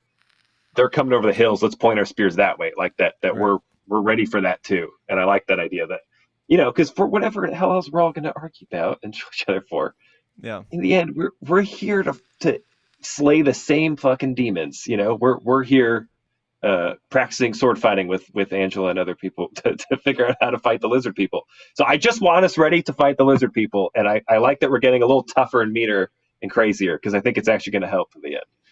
As long as we're still treating humans like humans, yes, call some people out sometimes, but yeah, like still be a decent human. Don't be like Jack Casey. Now, Dave on the other hand, the resident asshole, here to give us the tempered voice of reason. What's your advice to the trolls? Because you were in this troll game long before either of us were. Well, yeah, I mean, yeah, just for the record, maybe if I was too heavy-handed on, like Jack's perspective or New Hampshire, if you think that I am, like, make those memes. I'm for mean tweets. Like I've said, I'm not here to, like, I don't know, just spread liberty. Like, I'm here to destroy my political enemies. That's what I'm here to do. Yeah. So that's part of it, And get Joe Exotic elected as president. Well, again, like, I'm glad that we pounced on that, like a fucking decentralized fucking revolution there. Like, pounce on that. Like, no, man, you're not welcome here. You're not welcome here. Get out. Like, and that's kind of what happened. And it's beautiful because we have to protect our house. We got to protect to me anyway, this is just my opinion. The word libertarian means something. If the remnant has a job, it's to preserve the word, the philosophy, spread it around, destroy your enemies who are, coming after you at the same time, right? The meek shall inherit the earth. They got that a little wrong. It was those who keep their swords sharpened but sheathed shall inherit the earth. Just to kind of piggyback on what Jack was just talking about. Like, you better be ready for the shit. Are you saying the Bible is wrong, Dave? No, I'm saying you got some misinterpretations in there from time to time. Yeah. It's more I'm saying the Catholic Church is wrong. And that doesn't stop. Like, I'm not a party loyalist. I just I'm the county chair here for another couple months, and I just told them that the other night. I'm not a party loyalist. Yeah. I said that this is 5th generation warfare. Dan, you and I have both done episodes on this. Yeah. You got the Working Families Party over here in the state, which is essentially the Communist Party or the Communist caucus of the Democratic Party. So what they do is just raise money and give money to Democrats who are communists. Yeah. Right? So think about that. They're not going to put the communist on the ticket because they know what that would do, because nobody would get it. But they can raise money and you can run under the Democratic banner. So I'm telling my people, I'm like, look, I looked at the guy in the Libertarian Party who just ran for House of Representatives. I'm like, you look like a hippie. Had you run as a Democrat, you probably could have primaried this lady. Mm-hmm. You might have had a shot instead of getting 0.7%, bro. Right. So where am I coming from? I'm trying to be subversive on these people. I don't give a fuck where it comes from. You know what I'm saying? Just like Ron Paul said, Libertarian Party, great. If it works, local, city council, mayorship, sheriffs, get in there how you can. But this is a 20-year plan. So I don't care. Delaware is run by Democrats. Slip in there. If you got a libertarian you could get in and primary, get a libertarian Democrat. And then you could change your registration when you get done. They'll write a big story about you. Yeah, probably vote you out in 2 years, but whatever. Do whatever you want to do. But do whatever you have to do. And real quick, in the Libertarian Party, this is just me. I'm only speaking for myself. But I did not spend all that time taking over this party with you guys to fucking push Mike Termott's revolution. There's no fucking way. There's just no fucking way. Like I will not be silent about that. You know what I mean? I can't go tell my peers, well, have you heard about Mike Termott? Fuck no. They're going to be like, dude, RFK's running. He's like a champion of the, you know what I mean? Like there's no way. I was going to ask, would you go RFK if it was Mike Termott, RFK or Donald Trump? Who'd you go for? 100%. And I would judge anybody who did anything different because you'd be a retard. You'd be an absolute, like, what is your end game? Is it to get 1.3%? And this, by the way, this goes for Jacob Hornberger too. Sorry, man. I got to know you in 2020. You're not going to move the needle. No offense, but I'm not playing this game. I'm not going to tell the libertarian lie. Well, he assured me that he was going to. So he told me, he guaranteed a 7%. Yeah. Larry Sharp, but everybody loves Larry Sharp. Larry Sharp told Joe Rogan he could win, and he came in 4th place behind the Green Party. So let's just be real with each other about what actually needs to be done, what our chances are actually like. And as somebody who only has look, Dan, that should be the mission for the next, I would say, for the next year and a half. Only speaking for me, but we're stronger together. Let's shape this party. Let's tell them what we want. We don't want that. And if Dave Smith wants to wait, then he can wait a while longer. That's cool. But in the meantime, we'll shape it our way. And if Dave Smith doesn't run, we'll figure something out. We'll bring RFK over to our side if we have to. We'll do what we must. Smotz 2024. We'll have some fun either way. Jack, don't get me started, Jack. That's why I love Dale's conversation last week and that real talk of I think I agree with Dave. It's like we can't let ourselves be blindly loyal to one thing or another when we ourselves can just take our own action to make stuff better, and whether that's in this party or through other means or culture stuff. It's like we don't have to there's nothing stopping us from doing and pushing what we want right now, and that's kind of the whole point of what this whole thing was supposed to be, is to get things moving and get results, right, and just push the whole thing, and no longer settle for less than what we want. Like really just go at it. So I encourage that. God, there's so many cool people doing so many cool things, doing such hard work, and I just want everyone to keep doing it their own way, whether some of them grind up against each other or not. Just that overall, like you said, the broader liberty movement is something encompassing so many other parts and people, and it's awesome to watch. And I want it to excellent succeed. To each other. Like really, that's just to all people, but certainly in your own community. You know what I mean? We can do that. If we can't do that, if we can't be civil and handle shit like gentlemen, bro, then it really is all lost. But I don't think that we're there.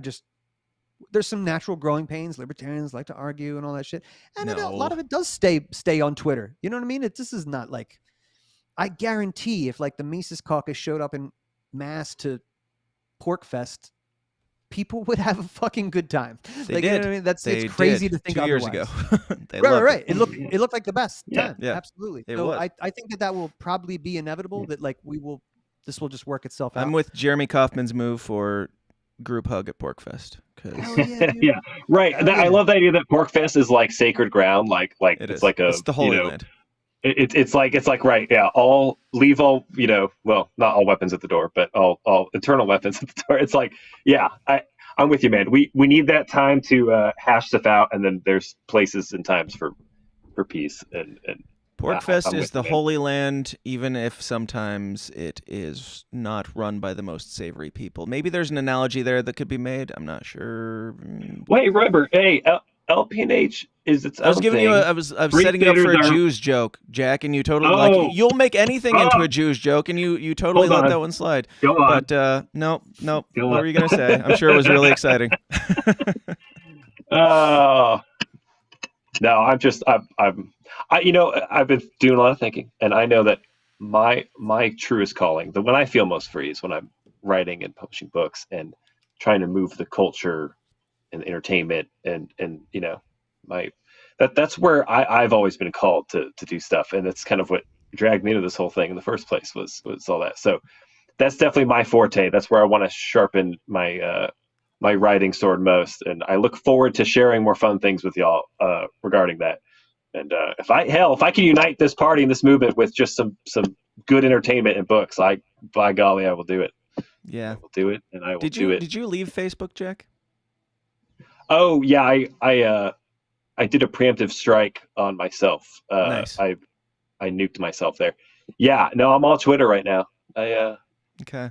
I think Twitter's the battleground that I'm just wondering because it's like, it seems like for me when I left Facebook and went just to almost exclusively to Twitter because Facebook banned me, I got worse, and just not drawing any parallels here. But anyway, we're gonna end on a high note, completely unrelated, going back to the end of days that we are all living in. But as we do, the entertainment gets more and more exciting. We had Power Slap a few weeks back, and now we've got this. All right, Alexandra Juhase focusează către partea aceea care trebuie să o domine. Oh la la. Ooh la la. Oh my goodness. That's what's up, Alexandra. Wow. The brutality of it all.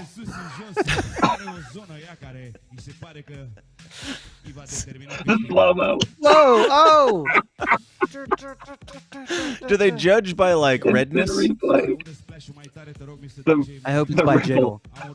What's that? Oh, yes. There's different variables. Underhand? She's bruising. Oh, get out of here, bitch. Mm-hmm. She must have been a softball player. Oh yeah. All right, Oh, this is looped. Okay.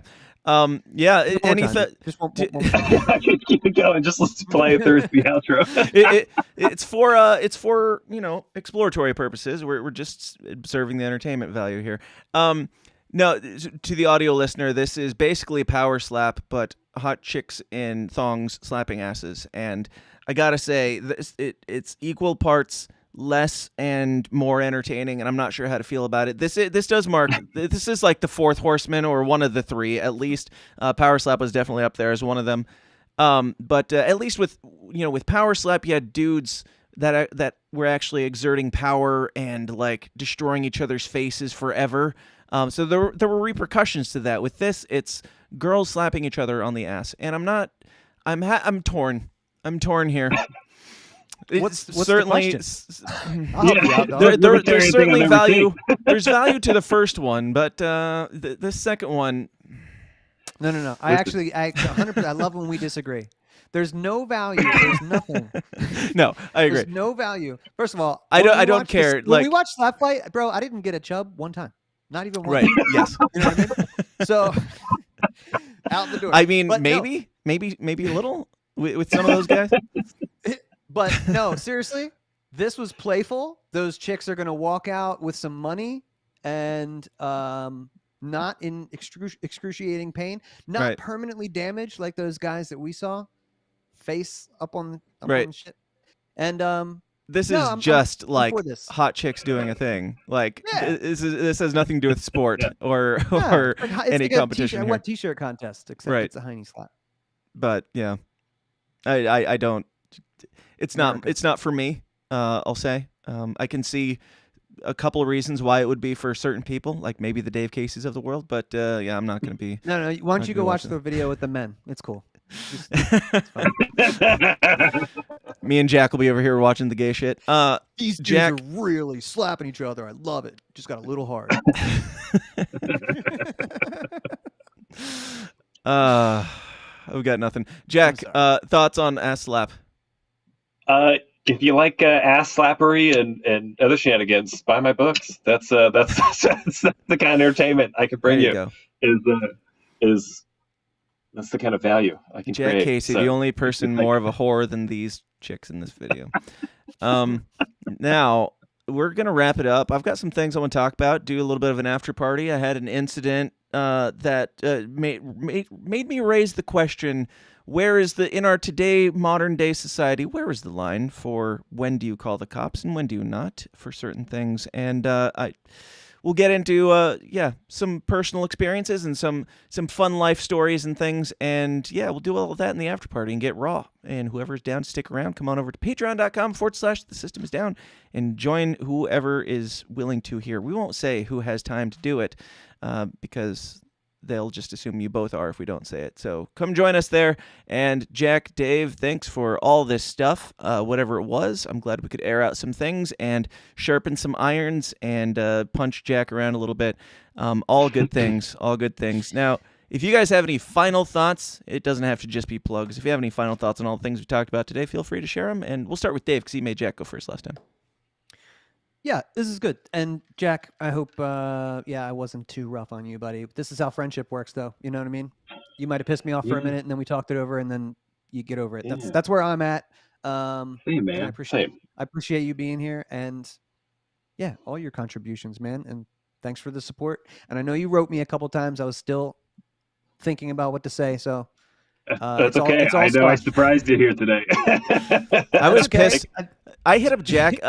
So the behind the scenes of this is I hit up Jack just because I thought he'd be a good part of this conversation talking about Joe Exotic. And like to me, like all that in my mind, all that's like old. So you guys can have your opinions or whatever. But I wasn't even really thinking about that much. But Jack was like, yeah, I slid into Dave's DMs and like apologized and stuff. And I was like, you faggot. I was here for the show, man. Well, and I was like, I've been trying to like keep in breach build again last few weeks. So this has been on my mind already to reach out and just follow up. And then I know you wanted me on today. I was like, all right, I'm prepared to fully go into this where that subject doesn't come up at all. And we all just move forward like that never even happened. And I was like, but I want to at least say the thing. But I may have also accidentally accepted the topic back into Dave's mind by doing so. And so now we have to kind of hash out again. But and we can always talk more off air too. Like I said, this stuff. There's like we were saying, there's conversations to have privately for stuff. There's some stuff that's good to get out publicly, and we're all trying, man. We're all good people trying to figure it out. We're all gonna make, and like I said, I'm as quick to stab someone with the sword as I am to turn around and heal the wound, and that goes for myself too. Oh, what a fantasy novel writer you are. Yes, let me just get it a little gayer here. My ultimate goal for all stuff, I always want people to reconcile and redeem and get back, and that may take some bruising and some slugging stuff out. And I just man, I want to see us win, and I want us to. Shit, we've got a bunch of fake super chats we got to read, and they might pertain to some of this, so we'll go for a little bit longer and read some of these, because these guys pay big money for these fake super chats. Justin O'Donnell says, fake super chat, me and Reed went to bully Marianne Williamson in real life and made her get teary, and she apologized to us publicly. There's a story there. That is beautiful. Yeah, that guy actually pisses me off quite a bit, but that's a really cool story, bro. Sure. Good job. Yes, if you can agree at least on the trolling of individuals, that's all that matters. Yeah. I can't deny that. That's awesome. So yeah, well done, dude. That's fucking cool. Bullying women in public. We can all rally around bullying strange women that we don't know in public if they believe in crystals. That's what these people deserve. Yes. I don't want to debate these people. I want to tell them that they're scum. So that's great. We're all on the same page. Right. We want to make the right people cry. It's sorry to us, to all of us. Suck it, orb lady. Phobes says, we don't want you working on Joe's ads. He might win. I'm really not that concerned about it. I've even said before, if Bernie Sanders came to me and was like, "Hey, would you make my campaign ads?" And I was like, "Well, what are you having me make campaign ads about? And how much are you paying me?" And in that scenario, it's like, if he wanted me to make something that was like anti-war, hell yeah, I'll make you something that's anti-war.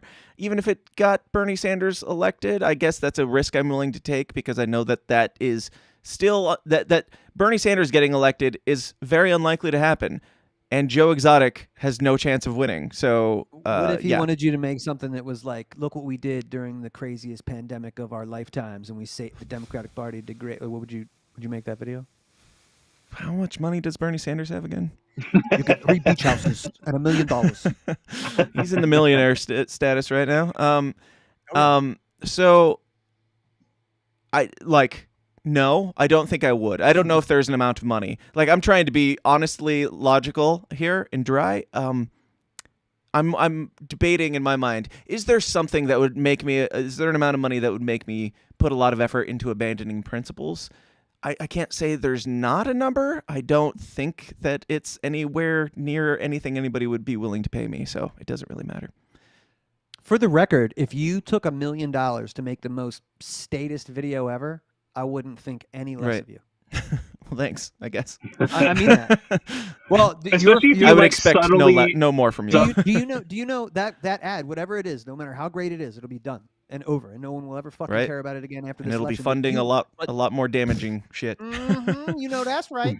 So right. I know what that's all about. Well, especially if you either not do your best on purpose, if you have to do it so it's not as good as it could have been, or you subtly double speak as you make the ad to telegraph libertarians I don't actually buy this shit and you shouldn't. Right, you could do it in a way where shit. I put Easter eggs in the fucking Joe Jorgensen video that were kind of poking fun at her in the one that made her hire me back. So you bet there'd be Easter eggs in there, and he wouldn't even know that they're there.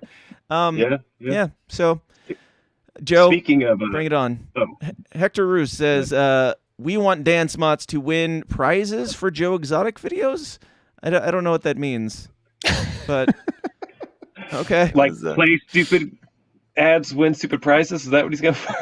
I don't know. Also, he's only Dan Smotz when he's reading WBW in the bathtub, okay? That's the only time you get to call him that. And watching Power Slap, obviously. This long loop in the background. Hector Roos has got a few here. He says, I want Dan to edit the Joe Exotic asking Carol Baskin to be his running mate video. Dave Casey's more in the deep fake technology realm, I'm pretty sure. Hector says, achievement unlocked, the troll Dave Smith into running for president. I mean, that would be a worthwhile endeavor, I'd say. Hector Roos says, Dan, do a mashup of Ron Paul, Joe Rogan, Tim Pool, Dave Rubin, etc., saying they'd support Dave Smith if he ran for president. Hector, I think the fanfic pornography of politics is more Jack Casey's realm. So you're speaking everybody's language here in some degree, so I appreciate it. Moving on to somebody else. Denise says, I still want that Smoke a Bowl and Chill t-shirt. I'm gonna do that. Oh, fucking Hector's back. Denise is the greatest troll in the movement. Okay. Dennis. Oh, Dennis. Dennis who? Oh, Dennis, the troll. Speaking of, self plug here. Legendary. I think he's about to be saying this because he said it publicly. Has been reading my books, the original, the Royal Green, the troll, the guy. I don't know. He's the pounder of Twinks. Yeah. The guy. He's always psych people out. It's great. He's been reading my books. He's 2 books into the original trilogy, so he's read the Royal Green and Silver Throat, and he fucking loves them, and it's awesome. Nice. And I'm so thankful and honored. I think I had my first encounter with this person this last week, but I'm not familiar with his work at all. Yeah, the fact that he had to pause his trolling for a minute and be like, "Hey guys, seriously though, this is actually really cool. You should read it." I was like, "That's awesome." At first, I was like, "Oh shit!" That if the troll's saying, "Hey, read these books," they'll think he's fucking with me and trolling me. But he was actually like, "No, for real though, this is good." Nice. So that was really cool. Shout out to Des. Thank you. You're awesome. I appreciate it. Speaking of which, yes. that is my new alliance. My new as I've been doing my thinking last few weeks. Look, I got my opinions. I got my feels. But I think about it. I'm like, the alliance I care about most these days, honestly, with my writing, is my readers. Anyone who buys or reads my books, you are my friend forever. My sword will not swing your way. I'm declaring a truce with all. What if they read your readers of books my and they book. realize they're such trash that they swing a sword your way? Would you turn the other cheek? I would lovingly deflect their blades and And try turn around to and heal them with love. reason with them. Yes, I would. Yes, by the power of the friendship of our love. I was thinking about that a lot, and I was like, man, I want to build an army of fucking.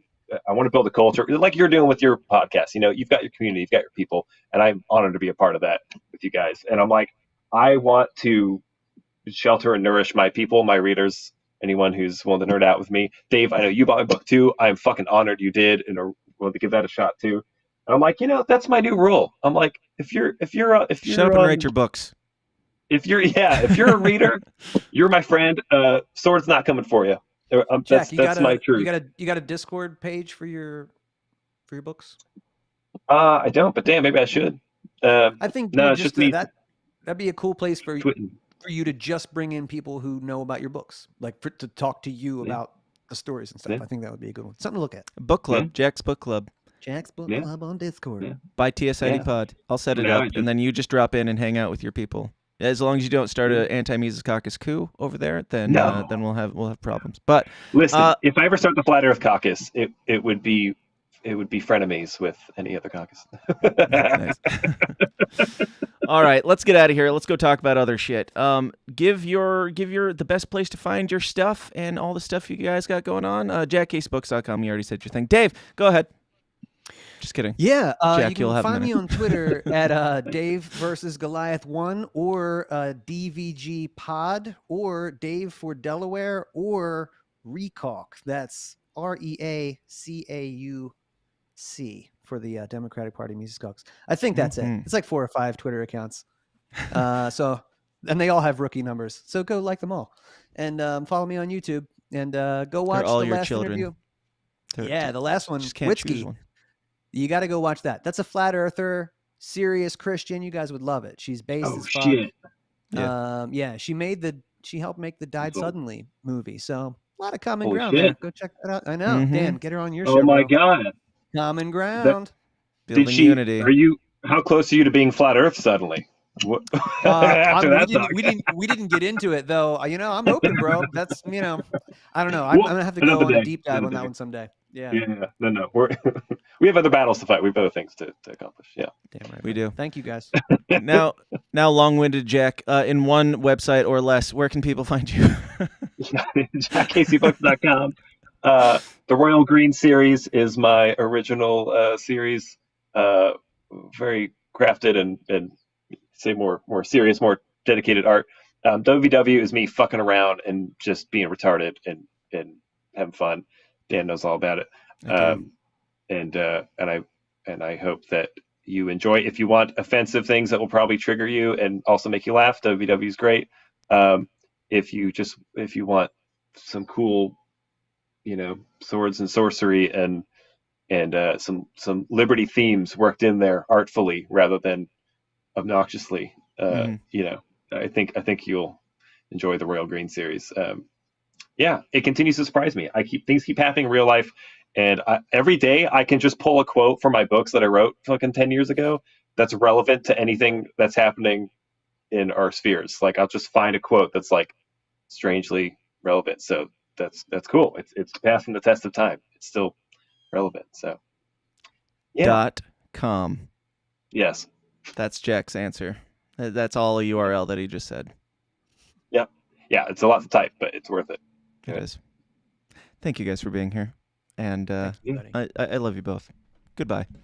All right, to all of you guys in the chats and in the future and all that stuff, come on over to patreon.com/thesystemsdown and let's keep the party going with what we lovingly call the after party. And I have a plan as to where it's going to go, but with a certain present company, we'll see if it is actually allowed to go there. Either way, doesn't matter because it's my show and I'll do what I want. But patreon.com/thesystemsdown, and I think we're doing 2 scoops tomorrow and all that stuff. Go out, be a decent human being, except for on the internet. Maybe you can be a little bit less decent there. I don't know. It's just whatever. Troll the establishment. Choose your battles. Choose your not even necessarily enemies. Choose the person who has the most value to bringing down your enemies, even, and maybe troll them a little bit. But lots of fun, comfortable conversations today, and we're gonna keep it going. Let's do that. Question everything, stay uncomfortable, and jackcasey.com. Welcome to the system, everyone's a victim. Doesn't matter if you're black or white, it hates you all. Here inside the system, violence is a symptom. Fighting for what's right, but somehow everyone is wrong. Correction, that is jackcaseybooks.com. Dun, dun, dun, dun, dun, dun, dun. Hey guys, thanks for watching. Be sure to like and subscribe on your way out and help us change the world one uncomfortable conversation at a time. And if you like what you hear and you want to hear more, go join the Downers Club at patreon.com/thesystemsdown for bonus episodes of the show every single week. Until next time, please continue to question everything, stay uncomfortable, and I'll talk to you then. Thanks.